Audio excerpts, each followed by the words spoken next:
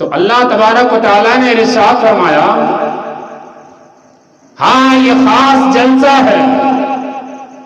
کیوں؟ اس لیے کہ پہلا جو جلسہ ہوا تھا وہ میری وحدانیت کا ہوا تھا، لیکن یہ میرے محبوب کی رسالت کا جلسہ ہے. سبحان اللہ سبحان اللہ. نعرہ تکبیر، نعرہ رسالت، جشن میلاد مصطفیٰ زندہ باد. پہلا جو جلسہ ہوا تھا وہ میری شان کا تھا، لیکن یہ جو جلسہ ہو رہا ہے یہ میرے محبوب کی شان کا ہے. پہلا جلسہ رب العالمین کا جلسہ تھا، لیکن یہ جو جلسہ ہو رہا ہے رحمت للعالمین کا جلسہ ہے. پہلا جلسہ میری کبریائی کا تھا، اور یہ جو جلسہ ہو رہا ہے میرے مصطفیٰ کی مصطفائی کا ہے. پہلا جلسہ لا الہ الا اللہ کا تھا، لیکن یہ جو جلسہ ہو رہا ہے یہ محمد الرسول اللہ کا جلسہ ہے. جو لوگ کہتے ہیں نا جلسہ میلاد کرنا شرک ہے، بدعت ہے، ناجائز ہے، پوچھئے خدا سے.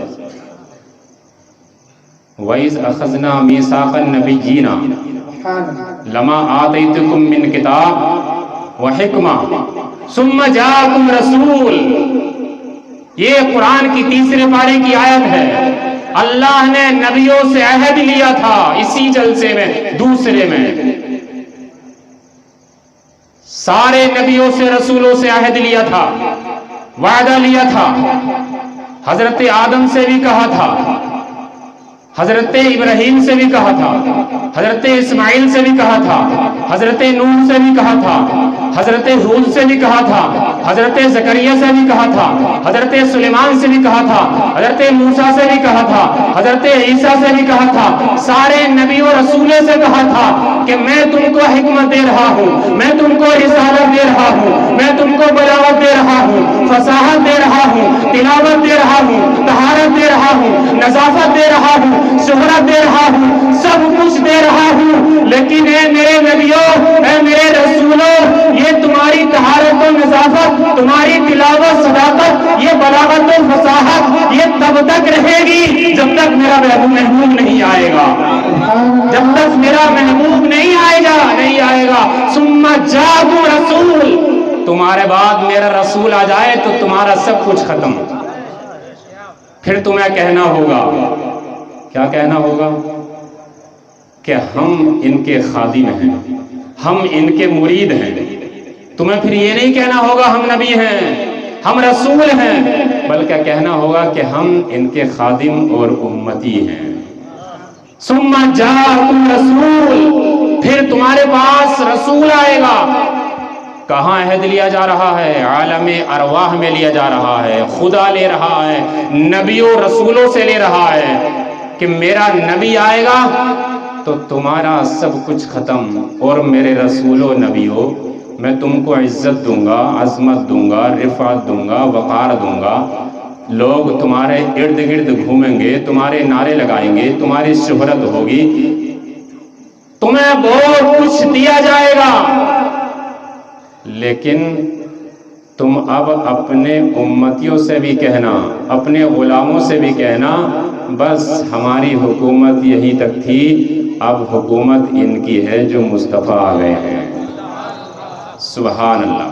یہ صرف عہد لیا جا رہا تھا سارے نبیوں رسولوں سے.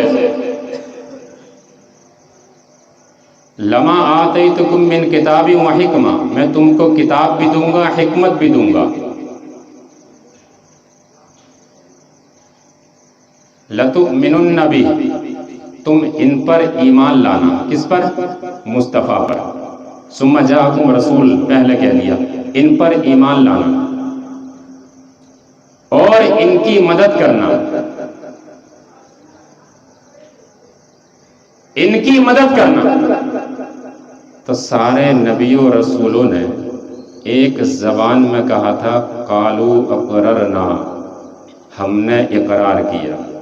اللہ نے فرمایا تھا قال اقررتم، کیا تم نے اقرار کیا؟ کیا تم نے تسلیم کیا؟ کیا تم کو یہ بات منظور ہے کہ اگر تمہارے درمیان میرا محبوب آ جائے تو تم اس کو مانو گے؟ کیا یہ تسلیم ہے؟ کس نے کہا تھا یہ؟ خدا نے کہا تھا. قال اقررتم واخذتم علی ذلکم اصری. تو سارے نبیوں اور رسولوں نے کہا تھا قالوا اقررنا، یا اللہ ہم تسلیم کرتے ہیں، ہمیں منظور ہے، ہم نے مان لیا. تیرا محبوب آ جائے گا تو اس کی مدد بھی کریں گے اور اس پر ایمان بھی لے کر کے آئیں گے. یہ جلسہ ہو رہا ہے. کون سا؟ دوسرا جلسہ. کہاں ہو رہا ہے؟ دنیا میں نہیں، عالم ارواح میں ہو رہا ہے. سب نے کہا تھا قالوا اقررنا. اللہ نے فرمایا قال فاشہدوا، تم گواہ ہو جاؤ. ایسا نہیں بس خالی تسلیم کر لیا، منظور کر لیا، گواہ ہو جاؤ، ایک دوسرے پر گواہ ہو جاؤ. حضرت آدم سے لے کر حضرت عیسیٰ تک سارے نبی اور سارے رسول ایک دوسرے پر گواہ ہو جاؤ. قال فاشہدوا، تو سارے نبی اور رسول نے ایک دوسرے کو گواہ بنا لیا. کسی نے کہا آپ ہمارے گواہ ہو جاؤ، آپ ہمارے گواہ ہو جاؤ، آپ ہمارے گواہ ہو جاؤ. ہم سب مانیں گے اس بات کو کہ اللہ نے ہمارے درمیان مصطفیٰ کو بھیج دیا تو ہم ان پر ایمان رکھیں گے، ہم ان کی مدد کریں گے، ہم ان کو اپنا آقا اپنا داتا مانیں گے. بات سمجھ میں آ رہی ہے؟ نہیں آ رہی؟ سبحان اللہ. قرآن کی تفسیر ہے، انشاءاللہ آگے چل کر کے بات سمجھ میں آ جائے گی، اور یہ بھی آسان طریقے سے سمجھا رہا ہوں. سب نے اقرار کیا، اس کے بعد میں دوسرے کو گواہ بنا لیا. لیکن اللہ رہا نے فرمایا نبیوں اور رسولوں صرف تمہاری گواہی سے کام نہیں چلے گا. وَأَنَا مَعَكُمْ مِنَ الشَّاهِدِينَ. سبحان اللہ. سمجھ رہے ہیں اسٹیج والے؟ ماشاءاللہ قاری شعیب صاحب. وَأَنَا مَعَكُمْ مِنَ الشَّاهِدِينَ. اللہ نے کہا کہ میری شان شہادت بھی آپ شامل کر لو. سبحان اللہ. سبحان اللہ. سبحان اللہ. مجھے بھی گواہ بنا لو. تم تو گواہ ہو ہی گئے، لیکن میری شان شہادت، میری شان گواہی بھی اس میں شامل کر لو. تو اللہ بھی اس بات پر گواہ ہو گیا کہ ہاں مصطفیٰ جب آ جائیں گے تو سارے نبی اور رسول مصطفیٰ پر ایمان لائیں گے. سبحان اللہ. نعرہ تکبیر، نعرہ رسالت، جشن عید میلاد مصطفیٰ. مفتی معروف رضا صاحب منظر قبلہ زندہ باد. فمن تولی بعد ذلک فاولئک هم الفاسقون. اور اس کے بعد جو پھر گیا نا تو وہی فاسق فاجر جہنمی ہو جائے گا. جو کہتے ہیں نا مصطفیٰ کا میلاد نہیں منانا چاہیے، قرآن کہتا ہے جو میلاد سے پھر گیا وہی فاسق. قرآن سے دلیل 3 پارے کی آیت ہے. تو ہم تو سب مانتے ہیں میلاد مصطفیٰ کو، ہم سب مانتے ہیں ولادت مصطفیٰ کو.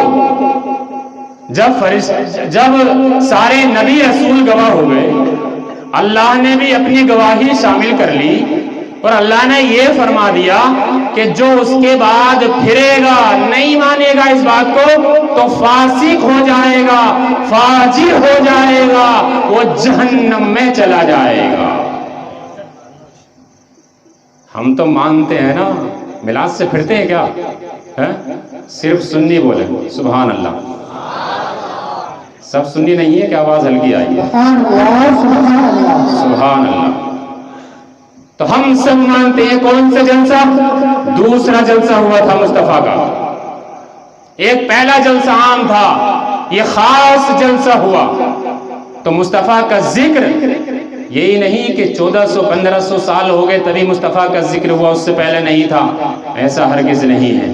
میرے آقا ارشاد فرماتے ہیں کنت نبی آدم بین الماء والطین. میں اس وقت بھی نبی تھا جب حضرت آدم کا مٹی کا پتلا بھی تیار نہیں ہوا تھا. آدم مٹی پانی کے درمیان کا سفر طے کر رہے تھے اور میں اس وقت بھی نبی تھا. میرے آقا ارشاد فرماتے ہیں اول ما خلق اللہ نوری، اللہ نے سب سے پہلے میرے نور کو پیدا فرمایا، سب سے پہلے مصطفیٰ کے نور کو پیدا فرمایا، اس سے پہلے کچھ نہیں تھا، شجر و حجر، شمس و قمر، بحر و بر، کچھ بھی نہیں تھا، نہ سورج، نہ چاند، نہ زمین، نہ آسمان، کچھ بھی نہیں تھا، لیکن میرے مصطفیٰ کا نور اس وقت بھی موجود تھا۔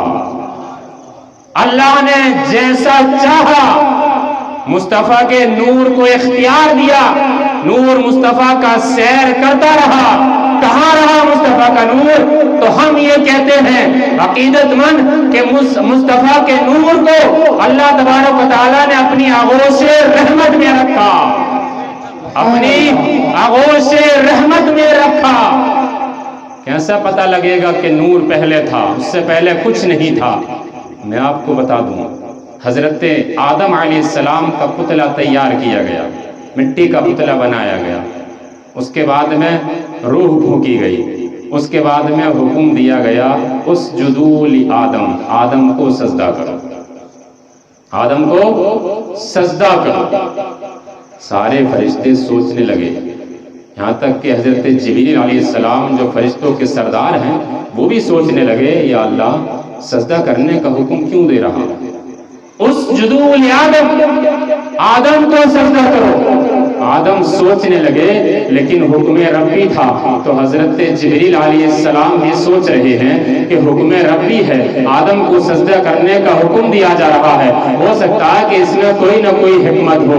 حضرت آدم علیہ السلام نے سوچا، لیکن بار بار یہ سوچ رہے ہیں سجدہ کیوں کرایا جا رہا ہے، کیوں کرایا جا رہا ہے؟ علامہ فخر الدین رازی تفسیر کبیر جلد نمبر 2 صفحہ نمبر 215 پر لکھتے ہیں کہ حضرت جبریل علیہ السلام سوچ رہے تھے، لیکن اچانک حضرت آدم کے چہرے پر پیشانی پر نظر پڑ جاتی ہے اور اس میں پیشانی میں مصطفیٰ کا نور نظر آتا ہے، تو جبریل سمجھ جاتے ہیں شاید اس لیے سجدے کا حکم دیا جا رہا ہے۔ حضرت جبریل علیہ السلام نے آدم کے قدموں کی طرف دیکھا، کچھ نظر نہیں آیا، پنڈلیوں کی طرف دیکھا، کچھ نظر نہیں آیا، ناک کی طرف دیکھا، کچھ نظر نہیں آیا، سینے کی طرف دیکھا، کچھ نظر نہیں آیا، چہرے انور کی طرف دیکھا تو پیشانی میں نور مصطفیٰ نظر آیا۔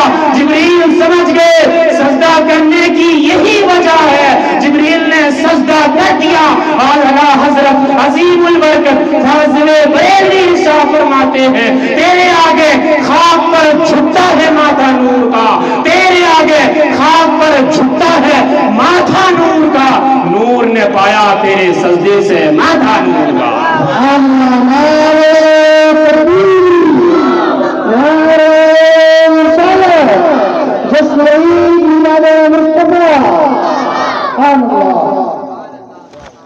تو نور کب تھا؟ حضرت آدم علیہ السلام سے پہلے بھی نور ان کی پیشانی میں رکھ دیا گیا تھا، اسی نور کو سجدہ کرایا گیا، سارے فرشتوں نے سجدہ کیا، لیکن سب سے پہلے حضرت جبریل نے سجدہ کیا تھا۔ کیوں؟ حکم ربی تھا، حضرت جبریل نے سجدہ کیا۔ حضرت جبریل علیہ السلام نے سجدہ کی، جو سارے فرشتوں کے سردار ہیں، اور بہت جلدی کری سجدے کرنے میں، سجدہ کرنے میں۔ کیوں؟ کہیں ایسا نہ ہو کہ مجھ سے پہلے کوئی اور فرشتہ سجدہ کر لے تو وہ پہلا نمبر حاصل کر لے، اس لیے سب سے پہلا سجدہ کیا کہ پہلا نمبر جبریل کو ملنا چاہیے۔ سبحان اللہ نہیں بولے؟ سبحان اللہ۔